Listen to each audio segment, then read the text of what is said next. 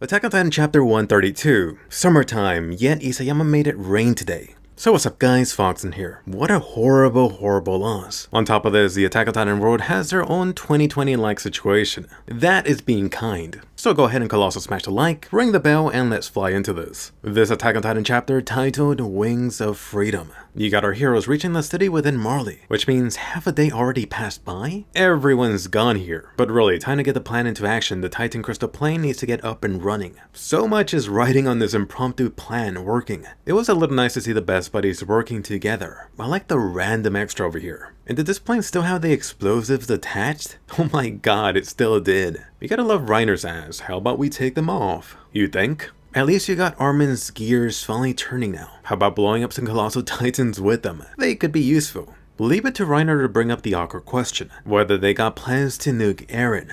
So right here, Armin, oh my god, you're still not sure. At this rate, the entire world is going to become this Eldian paradise by the time you fully commit. Whatever happened to do or die? As for the current pancake situation, poor Falco. It was someone who reminded me of the times that Eren bawled his eyes out. I do have to admit, I wasn't really feeling Falco's loss too much. He kinda just happens to be here, tagging along for the ride overtime now. The key part here is an important update to the Colossal Titan parade. Peak claimed that supposedly the Marley mainland is mostly gone. So on a map that should be most of Africa, the Attack on Titan version, you definitely don't want to be a Sackite here. Perhaps right now the only person at Marley that I'm interested in is Annie's papa. Last time I know somebody brought up the possibility of potentially going underground. To which, doesn't that sound a little bit familiar? Didn't Walsina plan to do that in case of Titans? You may be able to think of some of the issues, but the Colossal Boys are destroying everything. Eventually one of those major issues will be your food supply. Although how about fishing? I could see sushi becoming popular soon. But seriously, assuming Eren continues to advance non-stop, I got a hunch he's gonna go back to double tap. I mean, what else does he have to do? Then for Peak here, having no idea what to do. Based on my previous Attack on Titan video, just go with what most Attack on Titan fans are saying, let Eren do his thing. Getting into the Mikasa and Annie scene. I am loving any little chunks you get of either of these two. The combo package makes it even sweeter. You got Mikasa telling the blonde kid to get ready. I'm picturing Yui Ishikawa delivering these lines in a very neutral tone. Oh, it's not like the world is ending nearby. On the flip side, a complete opposite for Annie. I imagine her sounding dead inside, but more broken, defeated, and there's no point in trying type of feeling. You can really sympathize with that hopeless feeling in this dire situation. Right here, Annie does bring up something strange. I do like how she acknowledged the reality of the upcoming series of events. Even if they do somehow stop Eren, it's going to be way too late for Marley. Specifically for Annie, unless her papa pulled a Diglett, her main motivation in all of this is gone. The weird part is how it still seems that the Survey Corps doesn't have any real plan, besides the airplane. Even if they somehow score a victory, what comes after? In the current situation, Marley will very likely be wiped out, but it's still going to be humanity versus Eldians. After everything that Eren has done, how do you still have the odds against Paradise Island? How do you screw up this opportunity that Eren handed to you on this Titan Crystal platter? This is beyond bad. It also feels like they're implying that they have no idea how to handle the Colossal Titan situation without Eren. But oh, did I forget about someone special for Annie? Annie crushing on Armin mid-sentence. I found that kind of cute. Although the more logical side of me is telling me, Isayama just threw this in to serve as the motivation for Annie now that her father is very likely Colossal Titan goo. Hey Annie, recall squishing the scouts like bugs? Payback is knocking really loudly today. Talking about cute, how about Mikasa piecing together Annie blushing? Super adorable. Mikasa's like, wait, that was an option? Annie moves quick. Too late, Mikasa, should have moved sooner. Anyway, more important for Mikasa, finally some progression and development. This time when asked if she would kill Eren, she still can't say she'll do it. But at least she firmly made up her mind to bring back Eren who's gone to the dark side. And screw the scarf. I do have to question what exactly they have in mind. Assuming Armin and Mikasa could magically stop Eren at this second, what could you do with the guy who's killed, what, tens of thousands, if not getting to 1 million at this point? It doesn't matter if he hated Marley. This is beyond that at this point. Let's see if Isayama goes a Game of Thrones route with Mikasa Snow. Next up, Mr. Ackerman Returns. Oh, that pretty face ain't looking so good. Hey Levi, you're about a month too early for Halloween. Seriously, Levi has a Frankenstein look down. I do wonder if the Levi fangirls will quietly start dropping. At the very least, this does confirm a new line of merch for Levi. As for Levi's line, oh, you guys are about to forget about me. Subtle, but I like that. Levi has been upgraded to the funny guy lately. Then for the unexpected but welcome to Eren flashback. You're getting some info on what seems to be their planning before the attack on Marley. Interesting to see that even at this stage, Eren was actually considering the mini rumbling. Would that be enough to keep them away for decades? I do like Isayama throwing this in to try to help address some of the concerns regarding the global rumbling execution. Why didn't Eren just do the Colossal Titan demo? If that wasn't enough, a similar situation could have been done to all big nations, since supposedly they wouldn't stop until it hurt their pockets. It's all about the money. The immediate next question would be, why not just do that? A Colossal Titan debut on every nation. To try to tackle that, it does feel like Isayama brought up Yelena's observation, the not-so-secret Marley Air Force, which should mean even if the Allied fleet got wrecked, Marley would still launch their Air Force assault, while Eren and his Red Boys were busy elsewhere. I do have to question how much of this was true. You know how honest Yelena could be, she could have been trying to push him. Although Eren at this point should have had a glimpse of the future. In all, this whole flashback is another piece of the Eren puzzle. Eren is truly the season 4 basement. Anyway, back to present day, really confirming that this is still an issue, plus Eren's current destination. Looks like any thought of Eren heading to a Titan related or Titan important spot has been shot down. It is interesting to hear that this secret Marley force could actually pose a threat to Eren's founding Titan. It just feels weird considering the army of Colossal Titans behind him. So the Red Titans should not be useful. But how about Eren? Couldn't the Warhammer Titan mode be extremely useful? That thing did have a bow. Watch, this could be when the Beast Titan makes a comeback. Gotta rescue my twisted little bro.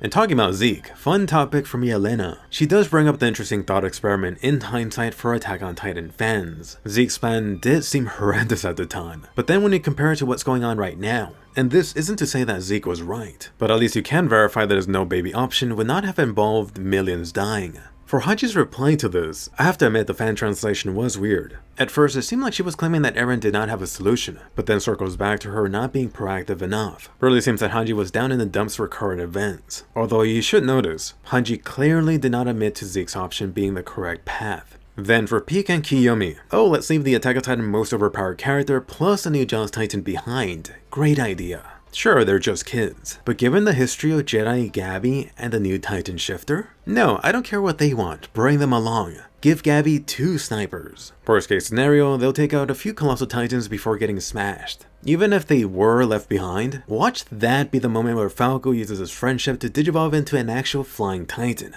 It sounds silly and stupid, but you may see Isayama pulling that. Anyway, Discount Avengers assemble. Honestly, not feeling too good about their odds. You had Levi earlier mentioning some broken bones. It now seems the missing digits will actually give him issues in the future. No problem, my ass. Should have just duct taped some blades onto that arm. I am the Beyblade of my sword. Levi better hope that the Ackerman steroids do kick in. Otherwise, it will be good night moneymaker. And I'm still calling it. Levi dying would unlock God mode for Mikasa. Then for the Warriors, notably blonde girl Annie is staying behind. Come on Annie, you just got back into this story, even if you don't fight. I've been enjoying her interaction so much. Quick theory time. Annie plus Gabby plus Falco will come back as reinforcements. Hey Annie, how about swallowing Falco for some wings? It'll be like that fake Historia Titan. Then for Reiner, trying to close off this and apologize for what he started. Gotta love Annie not pulling back any punches. Reiner, I wanted to kill you so much. But hug, just in case we die. The last shot of Annie and Armin tells you everything.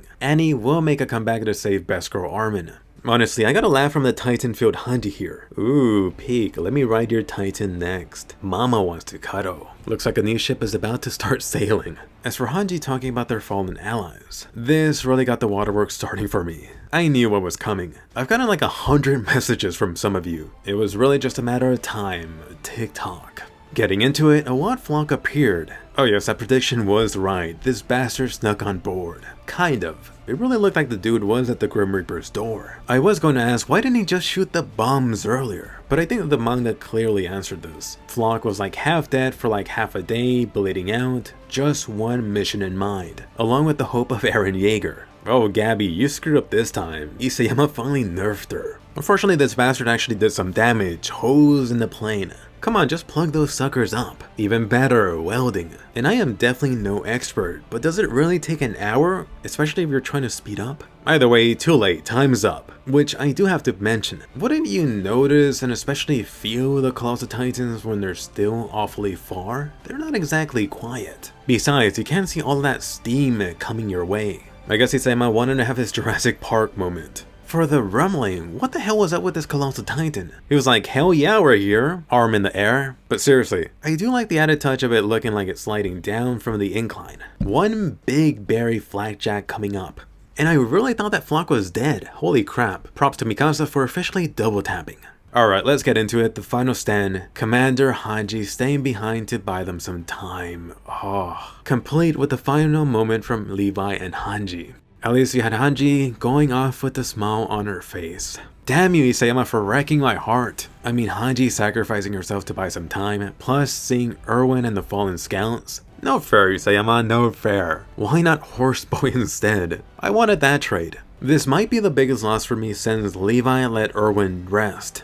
In one of the panels, you could actually even see Potato Girl Sasha and even Keith there. And by the way, how many Colossal Titans did Hange take out? Like 4 or 5? What a sad day today. One of my favorite Attack on Titan characters is officially gone. Let me know, how sad are you? How do you feel about Hange dying? At the very least, it seems like Isayama gave her an honorable end with her sacrificing herself for the Survey Corps. Who do you think is going to be next on the chopping block? So trying to gather my thoughts on this after Hange's emotional end, you did have Hange raising that death flag a couple chapters back, and here you are today. I do have to toss out the question, how much of this was symbolic? It feels a little extra with the fallen soldiers talking, having an actual conversation. Is Isayama setting up this foreshadowing for an afterlife type of situation in Attack on Titan? Perhaps only for Eldians. But wait, there's a horse here too, and it looks like the afterlife has booze.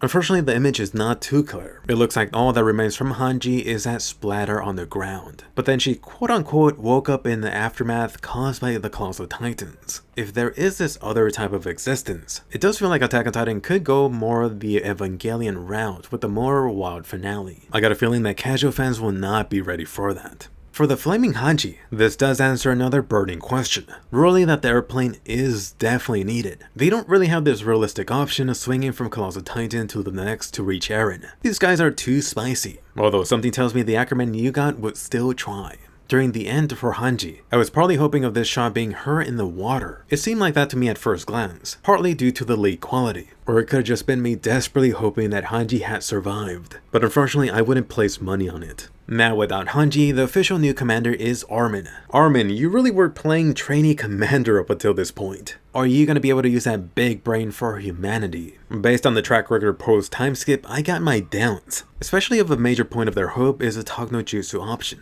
So let me toss it to you. Anyone else devastated over Hange? And now with Hange dead and he gone, how do you see Attack on Titan ending? Will another round of the family talk turn things around? I'm super curious, so post below. Only a few Attack on Titan chapters left. By the way, really quickly, the Attack on Titan live action video is coming this month. Since my last Attack on Titan video, I have been working on that. I did make a quick version, but I wasn't happy with it. In general, I have been super behind. Behind is like my new middle name, but hopefully life gets less busy. Anyway, bonus question. Which Attack on Titan character do you hope doesn't die? Post your wish to Eren below. And definitely subscribe for more anime videos. I am covering SAO and ReZero weekly, so watch those videos if YouTube did not notify you. And I'll see you guys later.